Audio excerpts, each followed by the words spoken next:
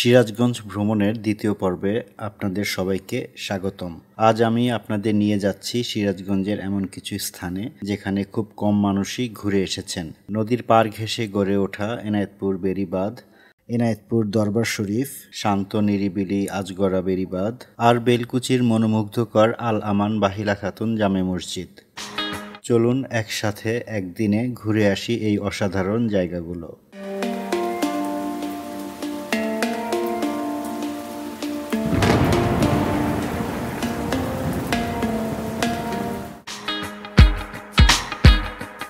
আজ আমাদের প্রথম গন্তব্য এনায়েতপুর বেড়িবাঁধ। সিরাজগঞ্জ শহরের করিতলা মোড় থেকে বাস ও সিএনজিতে এনায়েতপুর যাওয়া যায়। আমরা শেয়ার সিএনজি করে এনায়েতপুর যাচ্ছি।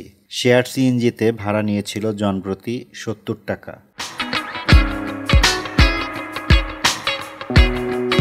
সিরাজগঞ্জ শহরের কোলাহল পেরিয়ে যাচ্ছি এখন এনায়েতপুরের পথে। রাস্তার দুপাশের দৃশ্য দেখতে দেখতে এগিয়ে যাচ্ছি। নাকে এসে লাগছে গ্রাম বাংলার চিরচেনা মাটির গন্ধ। প্রতিটি মোড়ে প্রতিবার বদলে যাচ্ছে দৃশ্যপট।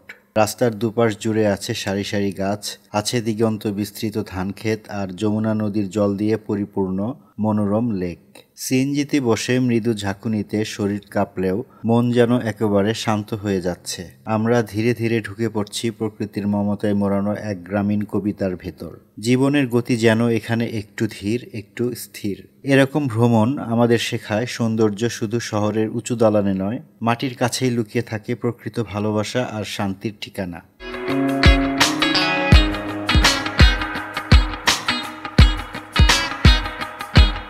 প্রায় 50 মিনিট সিএনজি ভ্রমণ শেষে আমরা পৌঁছালাম এনায়েতপুর কেজির মোড়ে। এখান থেকে ভ্যান ঠিক করলাম এনায়েতপুর বেড়িবাঁধ পর্যন্ত।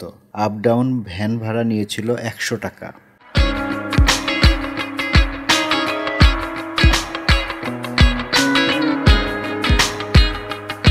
এনায়েতপুরের কেজির মোড় থেকে মাত্র 20 মিনিটের মধ্যে ভ্যানে করে আমরা এনায়েতপুর বেড়িবাঁধ পৌঁছালাম।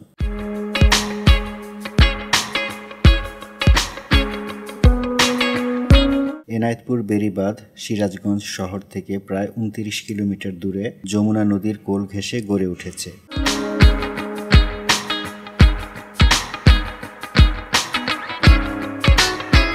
এখানে এসে মনে হবে প্রকৃতি যেন আপনাকে জড়িয়ে ধরে স্বস্তির একটা নিঃশ্বাস নিতে বলছে।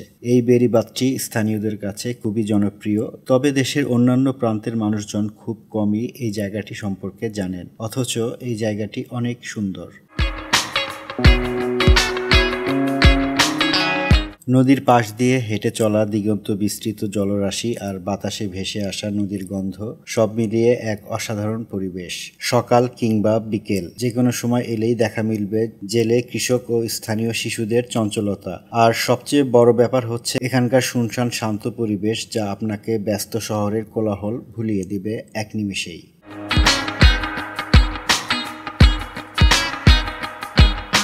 এনায়েতপুর বেড়িবাঁধে এসে খুব দ্রুত সময় গড়িয়ে গেল। এখন বাজে দুপুর 3টা। আমরা যাচ্ছি এনায়েতপুর বেড়িবাঁধের পাশেই অবস্থিত বিখ্যাত গোলাম হোটেলে দুপুরের খাবার খেতে। এখনকার দিনে গোলাম হোটেল টেলিভিশন ও ইউটিউবের কল্যাণে সারা দেশে বেশ পরিচিত ও জনপ্রিয় হয়ে উঠেছে। এই জনপ্রিয়তার মূল কারণ এখানকার রান্নার জাদু। এখানে পাওয়া যায় যমুনা নদীর টাটকা মাছ। এখানকার সবথেকে বিখ্যাত খাবার হলো গরুর মাংস, নদীর চিংড়ি ভুনা ও নদীর ছোট মাছ এবং মুরগি ভুনা। আমরা বেলে মাছ, মুরগি ও চিংড়ি ভুনা অর্ডার করেছিলাম। খাবারের স্বাদ এক কথায় অসাধারণ ছিল।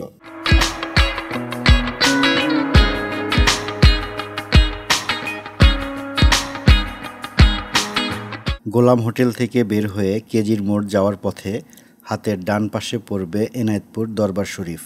যমুনা নদীর তীরে এই দরবার শরীফ অবস্থিত।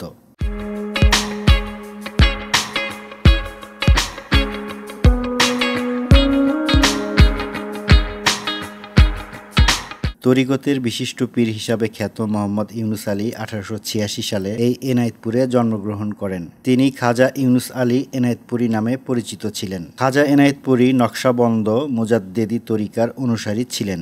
তিনি তরিকত দর্শন প্রচারের পাশাপাশি সমাজসেবামূলক কাজেও জড়িত ছিলেন।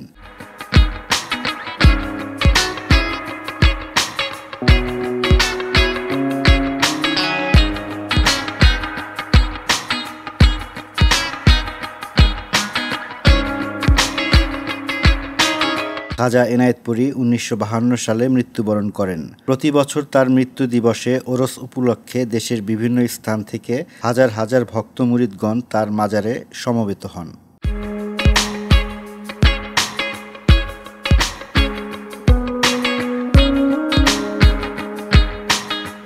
আমরা এখন যাচ্ছি সিরাজগঞ্জের আরেকটি দর্শনীয় স্থান বেলকুচির আজগড়া বেড়িবাঁধে। সিরাজগঞ্জে এক স্থান থেকে আরেক স্থানে যাতায়াত করতে হয় সিএনজি বা ভ্যানে। আমরা কেজির মোড় থেকে ভ্যান 50 টাকায় ভাড়া করে যাচ্ছি আজগড়া বেড়িবাঁধে।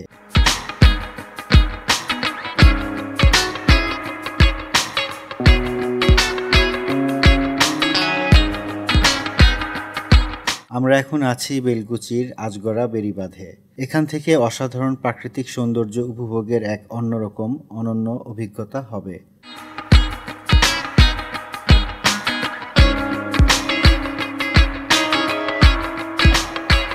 যমুনার আরেক অংশে গড়ে ওঠা এই অনন্য বেড়িবাঁধ শান্ত প্রকৃতি ও নদীর সৌন্দর্যের অসাধারণ এক সমন্বয়ে গড়ে উঠেছে।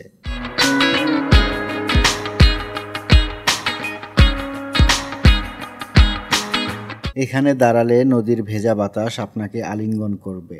নদীর সৌন্দর্য আপনি মুগ্ধ নয়নে দেখতে থাকবেন।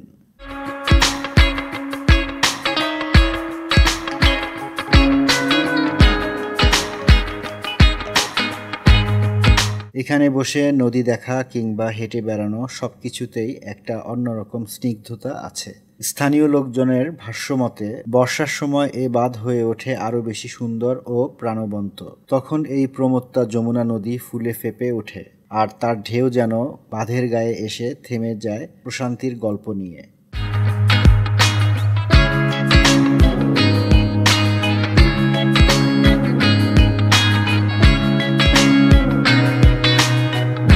একটা কথা না বললেই নয়, এখানে এসে মনে হলো সময় থেমে আছে। শুধু নদী, বাতাস আর প্রকৃতি কথা বলছে। আমরা শুধু শুনে চলেছি, অনুভব করে চলেছি।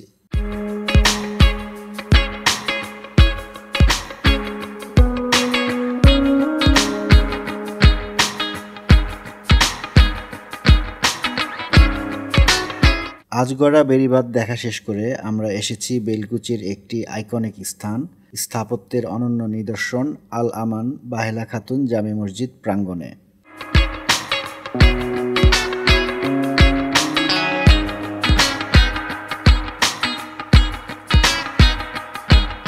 আল আমান বাহেলা খাতুন মসজিদটি 50,160 বর্গমিটার জমির উপর নির্মিত একটি ঐতিহ্যবাহী মসজিদ। এই মসজিদটি সিরাজগঞ্জ শহর থেকে প্রায় 20 কিলোমিটার দক্ষিণ পূর্বে বেলকুচি পৌরসভার 8 নং ওয়ার্ডে মুকুন্দগাতি মহল্লায় অবস্থিত।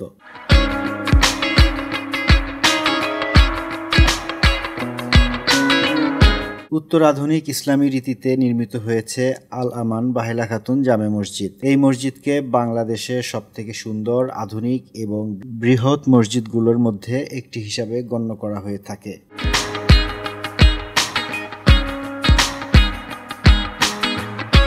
মসজিদ নির্মাণের ইতিহাস থেকে জানা যায় 2016 সালের সেপ্টেম্বর মাসে মুকুন্দগাতি গ্রামের মোহাম্মদ আলী সরকার বেলকুচি পৌরসভার দক্ষিণে 2.5 বিঘা জমিতে তার পুত্র আল আমান এবং মা বাহেলা খাতুনের নামে আল আমান বাহেলা খাতুন জামে মসজিদ কমপ্লেক্স এর ভিত্তিপ্রস্তর স্থাপন করেন। মসজিদটি তিনি নিজ খরচে নির্মাণ করেন। এই মসজিদটি নির্মাণে ব্যয় হয়েছিল 30 কোটি টাকারও বেশি। মসজিদ নির্মাণে প্রায় 4 বছর সময় লাগে। এর নির্মাণ কাজ শুরুর পর থেকে প্রতিদিন গড়ে 45 জন শ্রমিক কাজ করেন। মসজিদের দুপাশে রয়েছে দুটি 34 মিটার উচ্চতার মিনার। মসজিদের চারপাশে সাদা রঙের স্তম্ভ, উঁচু জানালা, সাদা টাইলস ও সবুজ ঘাসে আচ্ছাদিত খোলা প্রাঙ্গণ রয়েছে।